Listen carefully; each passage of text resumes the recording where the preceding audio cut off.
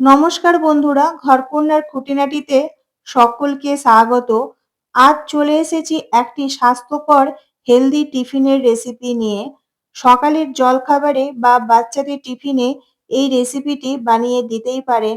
এতটাই সুস্বাদু হয় যে বাচ্চা থেকে বড় সকলেই আঙুল চেটেপুটে খাবে। এই রেসিপিটি এতই নরম তুলতুলে হয়, মুখে দিলে মিলিয়ে যাবে। একবার খেলে বারবার খেতে মন চাইবে। একবার হলেও বানিয়ে ফেলুন, তাহলে বুঝতে পারবেন কতটাই টেস্টি। বাড়িতে থাকা ২টি উপকরণ দিয়ে বানিয়ে ফেলতে পারেন মাত্র ৭ থেকে ৯ মিনিটের মধ্যে, অতি সহজে কোনো রকম ঝামেলা ছাড়াই চটজলদি এই টিফিনের রেসিপিটি। চলুন তাহলে দেখে নেওয়া যাক আমার আজকের রেসিপি। প্রথমে আমি এখানে একটি বাটিতে সুজি নিয়ে নিয়েছি। সুজির পরিমাণটা আপনারা আপনাদের ইচ্ছে মতন বাড়িয়ে বা কমিয়ে দিতে পারেন। এবার সুজিটাকে একটা মিক্সিং জারে দিয়ে গুঁড়ো করে নেব। আপনারা গুঁড়ো না করেও ব্যবহার করতে পারেন।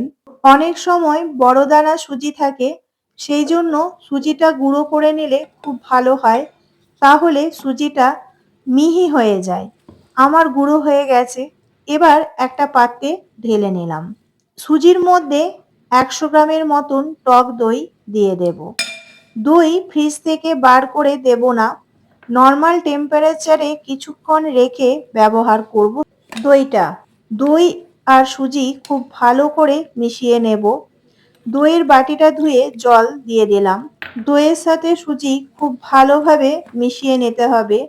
দই আর সুজির একটা স্মুথ ব্যাটার তৈরি করে নিতে হবে। ব্যাটারের থিকনেসটা মিডিয়াম হবে, না বেশি পাতলা না বেশি মোটা। আমার ব্যাটারটা একটু মোটা হয়ে গেছে, তাই অল্প পরিমাণ জল অ্যাড করলাম। জল দিয়ে আবারও ভালো করে ফেটিয়ে নিলাম। ১ থেকে ২ মিনিট অনবরত নেড়েচেড়ে দইয়ের সাথে সুজি খুব ভালোভাবে মিশিয়ে নিলাম। দইয়ের সাথে ব্যাটারটি খুব ভালোভাবে মেশানো হয়ে গেছে।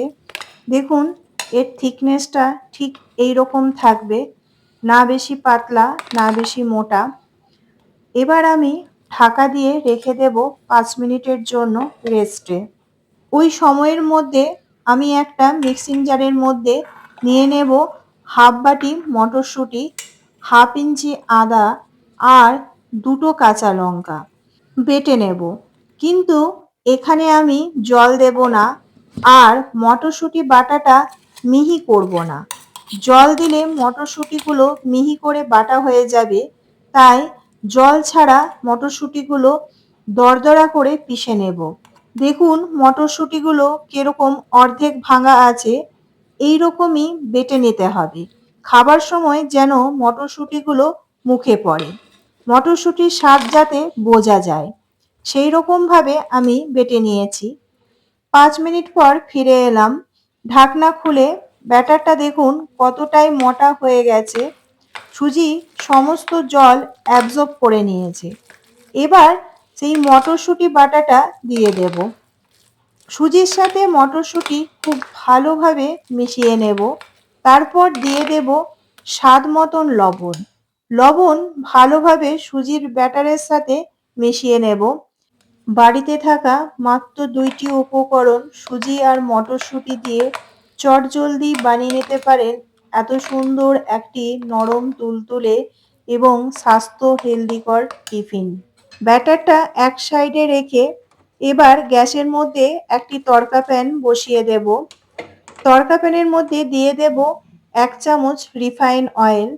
তেল ভালো মতন গরম হয়ে গেলে তেলের মধ্যে দিয়ে দেব ১ চামচ বিউলির ডাল বা উড়দ ডাল, আর দেব ১ চামচ সাদা সর্ষে।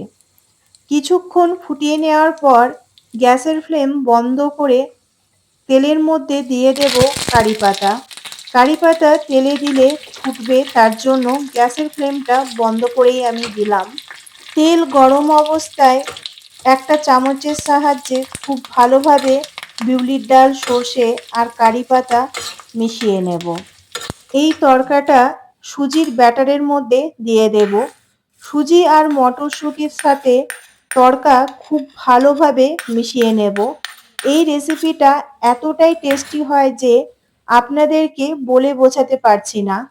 যে বাচ্চারা টিফিন খেতে অপছন্দ করে, বাড়িতে টিফিন ফিরিয়ে নিয়ে আসে, এই রেসিপিটা যদি আপনারা টিফিনে দেন, তাহলে টিফিন বক্স খালি করে নিয়ে আসবে।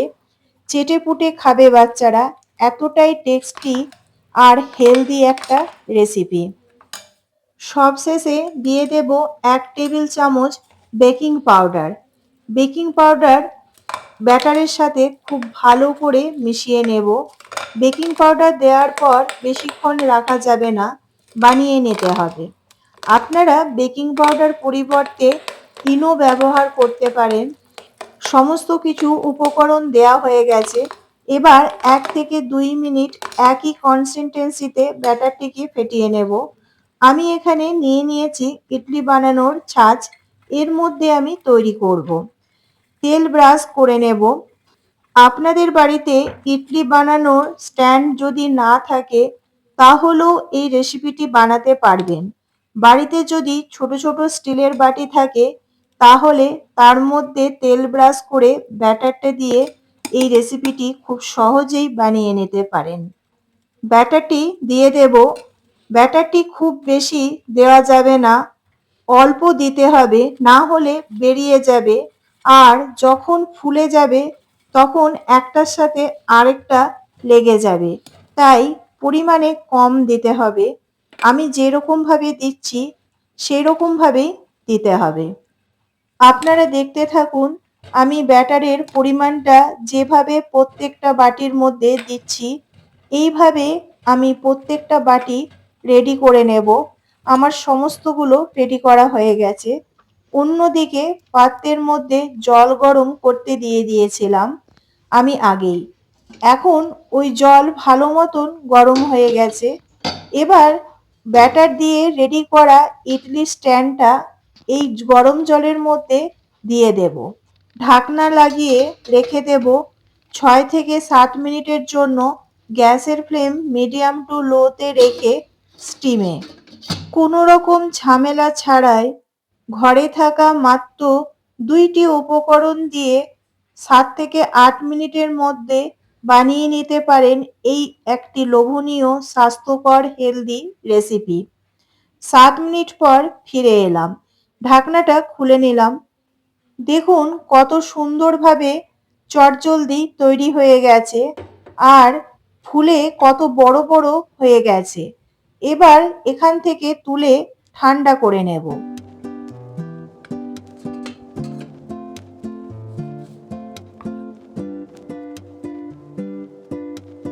সম্পূর্ণ ঠান্ডা হয়ে যাবার পর বার করে নেব। গরম অবস্থায় যদি বার করানো হয় তাহলে ভেঙে যাবার সম্ভাবনা থাকবে। আমি ঠান্ডা হয়ে গেছে, তারপর এবার একটা চামচের সাহায্যে ঘুরিয়ে ঘুরিয়ে বার করে নেব। দেখুন আমি যেভাবে বার করাচ্ছি, আপনারাও চামচ বা ছুরির সাহায্যে এইভাবে ঘুরিয়ে ঘুরিয়ে বার করে নিতে পারেন। একদম পারফেক্টভাবে তৈরি হয়ে গেছে যে অনায়াসে উঠে যাচ্ছে, কোনো রকম ভেঙে যায়নি। কতটা স্পঞ্জি, নরম তুলতুলে হয়েছে আর ফুলে কত বড় বড় হয়ে গেছে। মটরশুঁটি থাকতে থাকতে একবার হলেও বাড়িতে বানিয়ে নিন। দেখবেন বাড়ির বাচ্চা বা বড়রা চেটেপুটে খাবে। কোনো রকম ঝামেলা ছাড়া ঘরে থাকা ২টি উপকরণ দিয়ে চটজলদি এত সুন্দর একটি স্বাস্থ্যকর হেলদি টিফিনের রেসিপি তৈরি হয়ে যাবে। ৪টে খেলে পেট ভরে থাকবে বহুক্ষণ। আপনাদেরকে একটা ভেঙে দেখাচ্ছি, দেখুন কতটা স্পঞ্জি আর নরম তুলতুলে হয়েছে যে মুখে নিলে মিলিয়ে যাবে।